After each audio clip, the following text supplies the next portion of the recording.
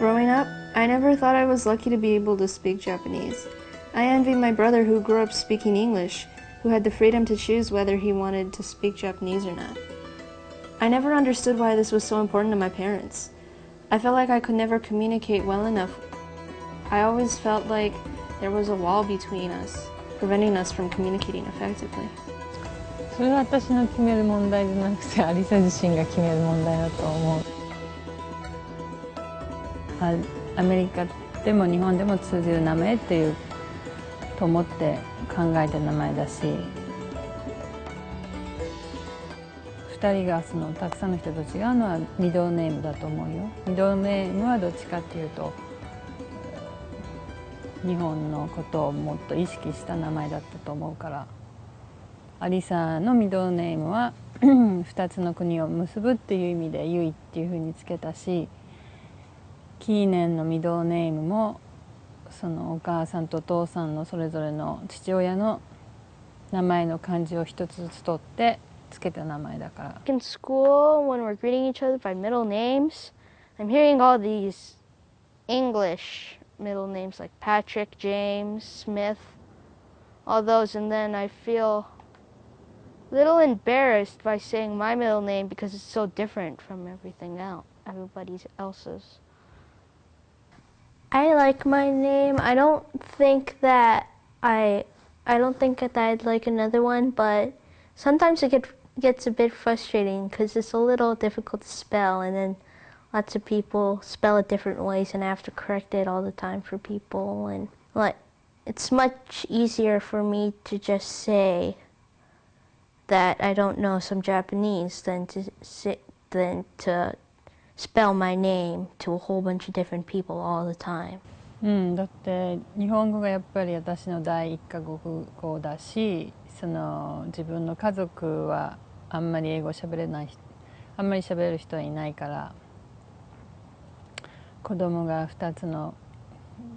国の言葉を話してくれれば、おじいちゃんとかおばあちゃんとかとも会話ができる方がいいんじゃないかなと思ったから。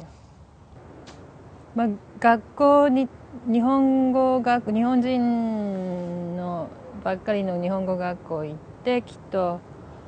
その子たちほど日本語ができないから、アリサはきっとそれで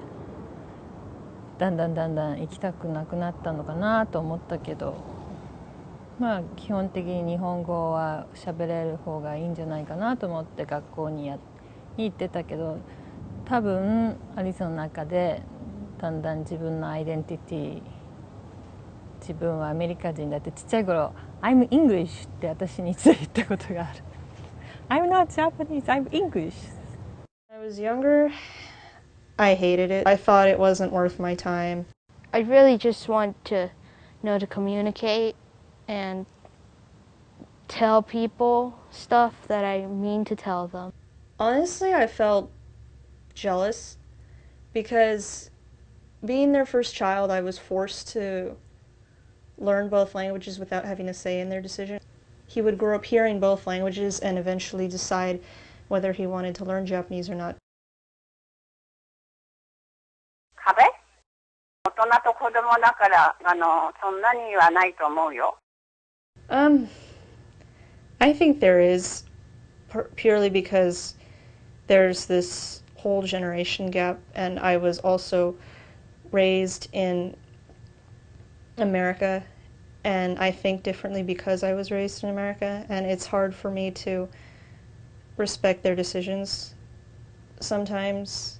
and it's hard for them to understand why I make my decisions the way I do. Some of the arguments that you have are in Japanese, and I don't really want to know what you're saying. But then sometimes I wish I could listen in and hear what you all are saying and understand. I'm trying to be careful of how it comes out of my mouth, but I'm also trying to actually just say the things right. It gets complicated, and I try to avoid speaking it.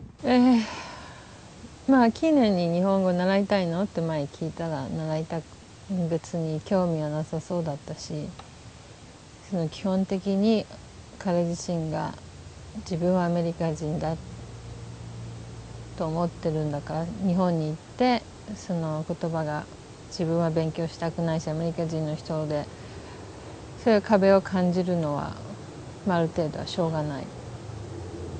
バイリンガルの方が得だろうな。いろんな言葉が話したり、日本のことをいろんな違う国の人と会話ができたり、他のことを世界の大きさを知るっていうことはいいことだと思う。I always wondered what it would be like if I hadn't been forced to learn the language when I was younger.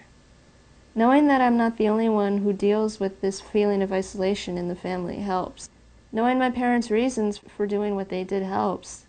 but it still doesn't bring down the wall I feel.